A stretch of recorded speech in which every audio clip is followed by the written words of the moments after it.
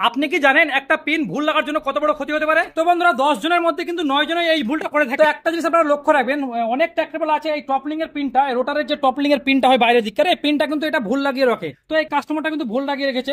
এটা ভুল লাগার জন্য কিন্তু অনেক জিনিস ক্ষতি হতে পারে। চাই আপনি টপলিং বলেন বা আপনার প্ল্যাঞ্জের রড বলেন বা সমস্ত নাট বাগারা সমস্ত কিছু কিন্তু আপনার নষ্ট হয়ে যেতে পারে। তো এই পিনটা ভুল লাগার জন্য কিন্তু প্রথমত যেটা হয়েছে সেটা হলো পিনটা নষ্ট হয়ে গেছে, মানে ব্যান্ড হয়ে গেছে।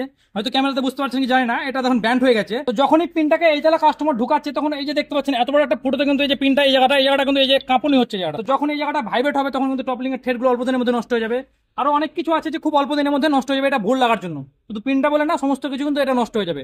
তো আগে আপনি দেখুন যে আপনি কিভাবে পিনটা লাগাতে হবে, তারপর আপনি লাগান, তাহলে আপনার মালের লাস্টিং পাবে। এই যে দেখতে পাচ্ছেন আমরা দেখাচ্ছি টপলিং এর পিনটা কিভাবে লাগাবেন। এটা তো ব্যান্ড হয়ে গেছে, তবে এটাকে নতুন লাগাতে হবে কাস্টমারকে। তখন আপাতত আপনাকে এই ব্যান্ডওয়ালা পিনটা আমি দেখিয়ে দিচ্ছি আপনাদেরকে।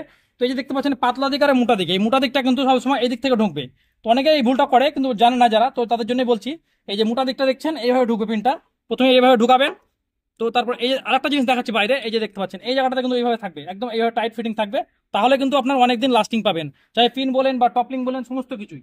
তো এইভাবে লাগাবেন পিনটাকে, প্রথমত এই সাইড থেকে ভরে এইভাবে লাগাবেন, আর একটা লক আপনি এই সাইড থেকে লাগিয়ে দিবেন, তাহলে আপনার হয়ে গেল। দুই দিকে লক লাগানোর কোনো দরকার নেই, বাস এক সাইড থেকে একটা লক লাগিয়ে দিলে আপনার ওকে হয়ে যাবে। তো বন্ধুরা, ভিডিওটা যদি শিক্ষানো হয় তাহলে অন্য ট্র্যাক্টরকে জানার সুযোগ করে দিবেন, আর একটা লাইক করে চ্যানেলটা ফলো করে দিবেন। ধন্যবাদ।